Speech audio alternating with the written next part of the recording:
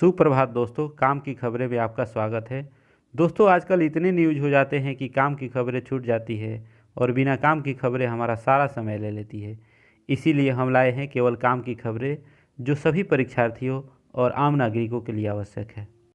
दोस्तों, आज है 26 जनवरी और 26 जनवरी से जुड़ी काम की खबरें में हम जानेंगे 72वें गणतंत्र दिवस की पूर्व संध्या पर राष्ट्रपति के भाषण की मुख्य बातें, पद्म पुरस्कारों की हुई घोषणा, पुराने वाहनों पर लगेगा ग्रीन टैक्स, कोरोना वैक्सीन को लेकर अफवाह फैलाने वालों पर होगी कानूनी कार्यवाही, इस साल 53% कंपनियां देगी नए लोगों को नौकरियां, अब वोट डालने के लिए नहीं जाना पड़ेगा अपने गांव, और आज के समाचार पर आधारित टॉप 10 करंट अफेयर्स के सवाल।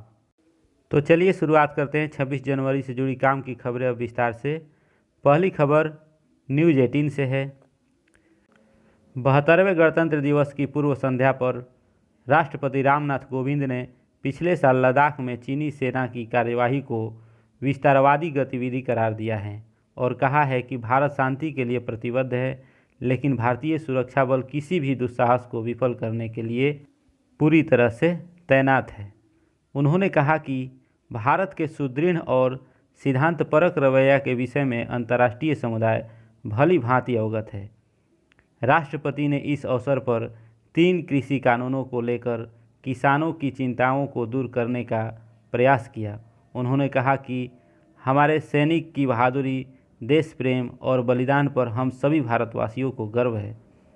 राष्ट्रपति ने कहा कि कोरोना महामारी के कारण हमारे बच्चों और युवा पीढ़ी की शिक्षा प्रक्रिया के बाधित होने का खतरा पैदा हो गया था, परंतु नई टेक्नोलॉजी से हमें मदद मिली है। राष्ट्रपति ने कहा कि 2020 को सीख देने वाला वर्ष मनाना चाहिए। काम की अगली खबर IBC 24 से है। गणतंत्र दिवस की पूर्व संध्या पर सरकार ने साल 2021 के लिए पद्म पुरस्कारों की घोषणा कर दी है। पद्म पुरस्कार भारत रत्न के बाद देश का सबसे बड़ा नागरिक सम्मान है।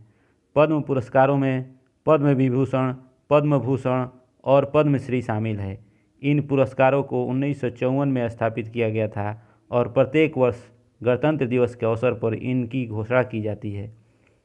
इस साल 7 लोगों को पद्म विभूषण, 10 लोगों को पद्म भूषण और 102 लोगों को पद्मश्री अवार्ड से सम्मानित किया जाएगा, जिनमें पूर्व लोकसभा अध्यक्ष सुमित्रा महाजन और पूर्व केंद्रीय मंत्री रामविलास पासवान का नाम शामिल है। काम की अगली खबर आउटलुक न्यूज़ से है। केंद्रीय परिवहन और हाईवे मंत्री श्री नितिन गडकरी ने 8 साल से पुराने वाहनों पर ग्रीन टैक्स लगाने की मंजूरी दे दी है। फिटनेस सर्टिफिकेट के रिन्यूअल के दौरान यह टैक्स वसूला जाएगा।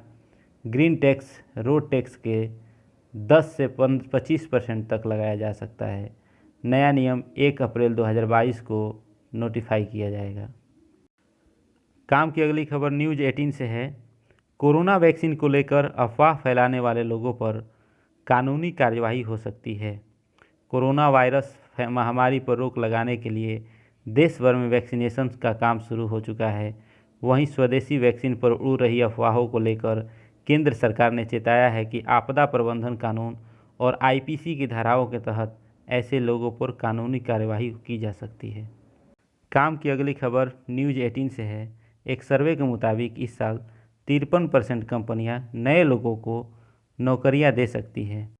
दरअसल कोरोना संकट के कारण 2020 के दौरान नई नौकरियों में गिरावट आई थी। अब कर्मचारियों की मांग अचानक बढ़ गई है। उम्मीद है कि 53% कंपनियां 2021 में नए कर्मचारियों को नियुक्ति करेगी।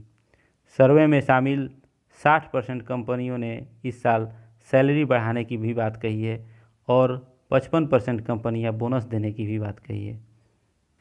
काम की अगली खबर यह है कि अब वोट डालने के लिए नहीं पड़ेगा अपने गांव जाने की ज़रूरत। 25 जनवरी को राष्ट्रीय मतदाता दिवस के मौके पर मुख्य चुनाव आयुक्त सुनील अरोड़ा ने बताया है कि वोटरों को देश में किसी भी मतदान केंद्र पर जाकर वोट देने की योजना शुरू करने पर चुनाव आयोग काम कर रहा है।